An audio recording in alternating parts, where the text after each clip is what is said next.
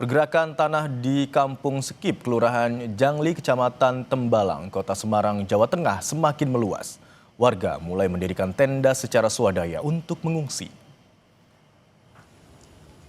Retakan tanah di kampung ini melebar hingga 70 meter dengan kedalaman mulai dari 30 cm hingga 1 meter, imbas hujan yang terus terjadi. Rumah yang juga rusak juga bertambah menjadi total 15 rumah. Dinas ESDM Jawa Tengah telah mendatangi dan menganalisis lokasi pergerakan tanah dan meminta warga tidak lagi menempati rumah mereka. Sekitar 63 keluarga terdampak akibat pergerakan tanah ini. Kalau yang tadi malam itu sampai ini tadi kan masih saya tempati, terus ada 20 sentinan ada. Berarti tadi malam jenengan masih tinggal di sini? Masih tinggal di sini. Bangun-bangun seperti apa? Iya, ya ini tadi sudah pura-purandainya sih. Terus mengevakuasi barang tadi. Sementara ngungsi di Budi itu mas, bukan itu ya.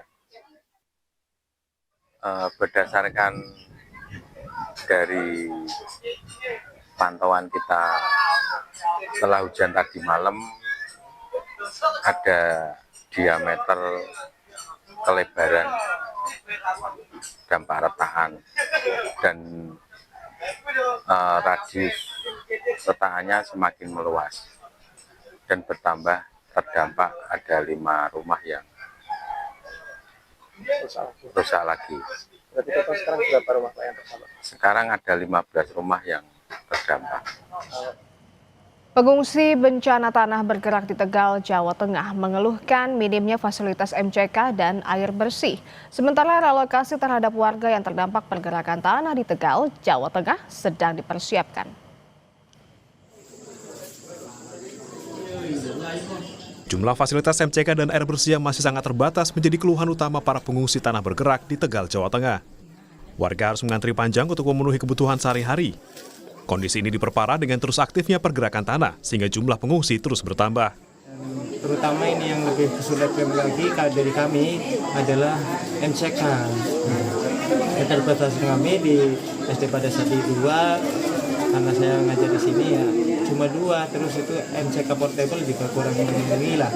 Ya, saya harap MCK portable itu yang bisa buat apa istilahnya, buat buang air besar para pengungsi di sini. Tapi kemarin juga anak saya udah mulai gatal-gatal karena memang keadaannya kurang air bersih,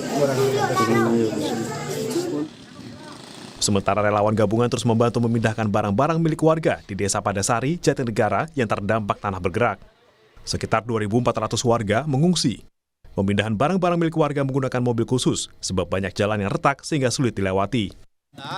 Sedang berupaya untuk mengevakuasi barang-barang dari para pengungsi untuk dapat dievakuasi ke tempat yang lebih aman, karena melihat pergerakan tanah di atas sana masih cukup lumayan aktif seperti itu.